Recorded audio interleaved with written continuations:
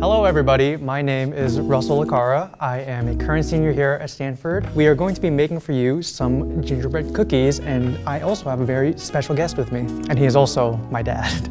Hi, I'm so excited doing a gingerbread cookies here with my son Russell. As you can see, all the ingredients are pretty much pre-made already.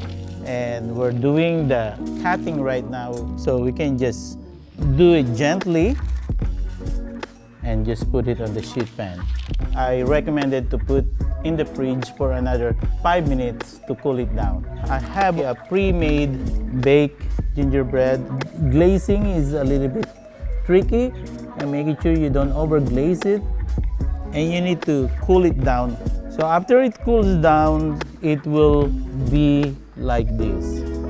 So Russell here will do the finishing decoration. Looks natural. It's beautiful. Looks pretty familiar, huh?